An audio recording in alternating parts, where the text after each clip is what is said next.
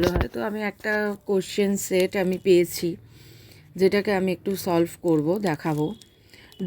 .docx কোন ধরনের ফাইলের এক্সটেনশন?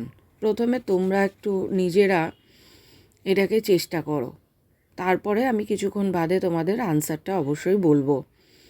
এটা হচ্ছে তোমার হচ্ছে MS ওয়ার্ডের, ঠিক আছে? তো এখানে যদি তোমরা আনসারটা ধরো, এইটা হচ্ছে তোমাদের সঠিক আনসার। কে ধিং এক্সপ্রেস নামে পরিচিত? তোমরা আগে এটা চিন্তা করো, তারপর আমি বলবো, ঠিক আছে?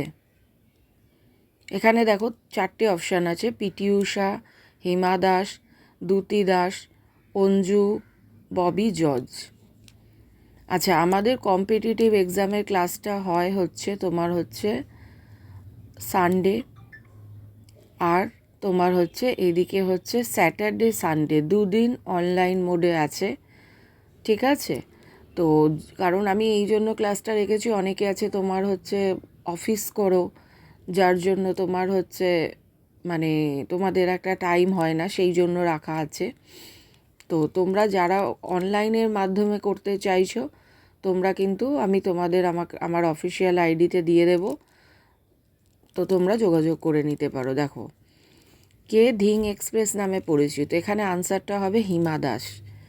আচ্ছা, ভারতের ভোটদানের সর্বনিম্ন বয়স কত? এখানে কত হবে তোমরা আগে এখানে দেখো 4টে অপশান রয়েছে, এখানে তোমার হচ্ছে 18। ভানু সিংহ কার ছদ্মনাম?